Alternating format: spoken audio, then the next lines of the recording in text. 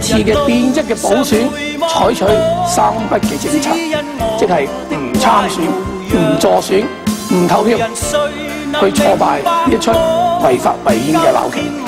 成個補選已經被一少數嘅人利用辭職去濫用公帑，去達至佢嘅宣傳嘅目標，以至宣傳嘅效果。呢個選舉係刻意部署產生嘅，而喺背後咧就掛上咁多嘅一啲招牌、一啲嘅口號，咁嘅時候咧，我哋仲係行埋去參與當中咧。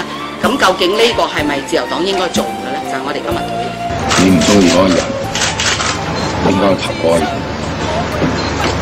其實好簡單，我哋都唔想咁做。我哋唔係唔知道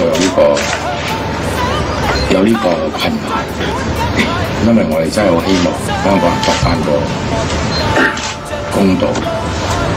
佢哋投票唔係投俾我，亦都唔係投俾我。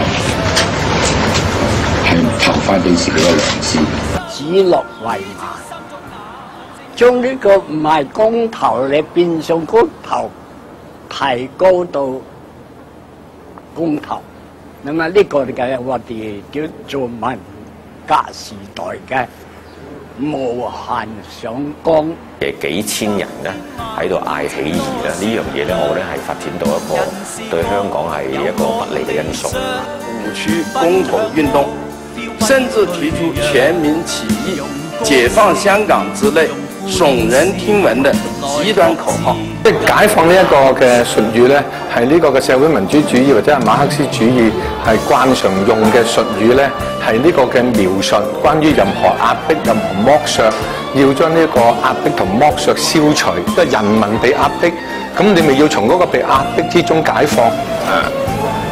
民事法律是法無禁止，是不違法，但是公法上，法沒有授權是不允許，所以你們回去呢，好好理解這句話就行。根本香港冇呢個權做有關公投嘅事，包括訂立任何嘅法律，所以佢可能係冇一可以取締嘅法律，但係唔等於因為咁佢變咗合憲。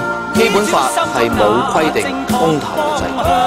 香港特別行政區係中華人民共和國嘅一個地方行政區域，冇權自行決定或者改變我哋嘅政治制度，或者咧係創制公投嘅制度。我哋係冇公投法啦，所以我哋呢個唔係法理上嘅公投啊。我哋呢個變相公投亦都冇法律嘅約束力，但係佢有政治嘅約束力啊嘛，有道德嘅約束力啊嘛。點解唔做啫？有啲人用成敗嚟睇我哋呢件事，我哋唔係用成敗嚟睇噶嘛，我哋重視一個過程，同埋呢一個運動，即係對嗰啲年青人對下一代嗰個啟發啊嘛。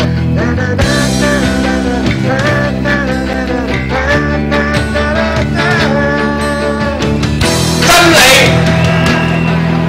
或者啱嘅嘢係最後會贏嘅，但係最後會贏係要堅持真理同埋正義嘅人努力去做嘅，係咪？我哋由辭職到516夜晚海香檳，就係一個努力嘅過程，係咪？我哋係咪要加倍努力去回應共產黨嘅污蔑攻擊，係咪？5月16號我哋必定要透過呢個選票起義，330萬選民唔可以盲噏出，亦都唔可以俾功能組別呢班仆街議員睇死我哋，係咪？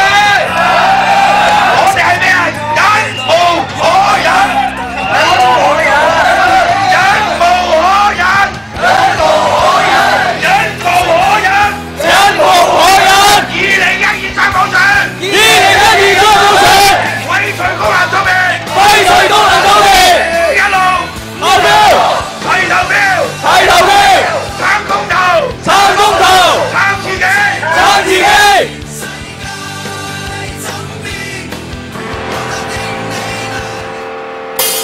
哇！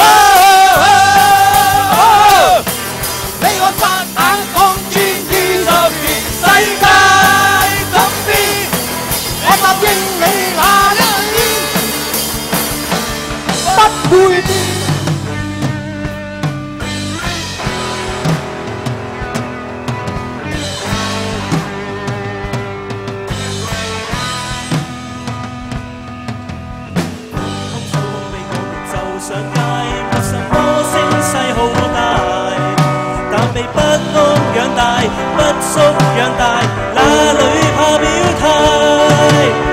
當中一起經過了時代瓦解，甚為執位在10大，路上風急雨大，一起嚇大，聽慣了境界。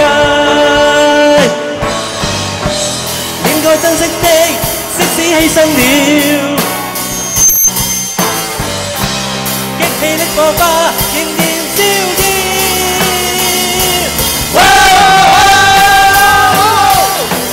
你我剎那抗戰20年，世界怎變？我答應你那一天不會變。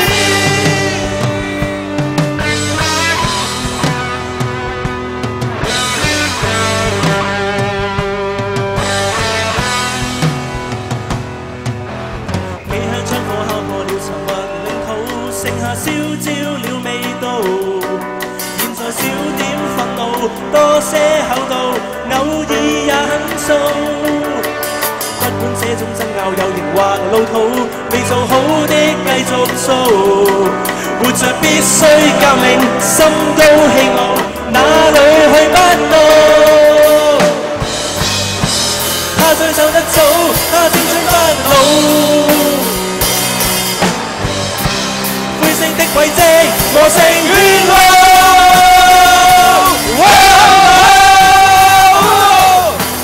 你我剎那抗戰20年，世界怎變？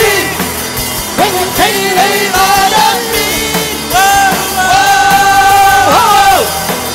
哪怕再去抗戰20年，去到多遠，我也銘記我起點，不會變。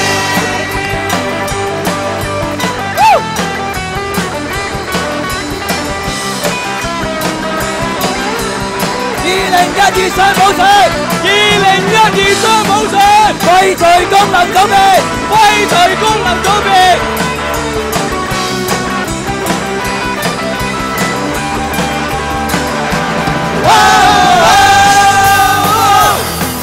你我霎眼抗戰20年，世界怎變？永遠企你這一邊。哪怕再去抗戰20年，去到多遠，我也銘記我起點。你我霎眼抗戰20年，世界怎變？永遠企你這一邊。哪怕再去抗戰20年，去到多遠，我也銘記我起點，不會變。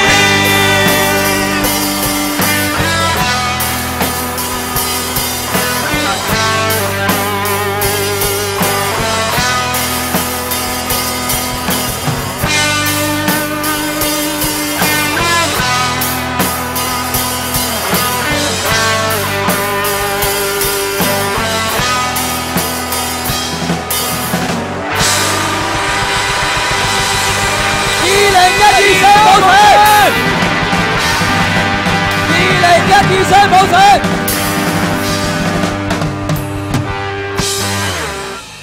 沒有抗爭，沒有抗爭，哪有改變？2012雙普選，2012雙普選，廢除功能組別，廢除功能組別。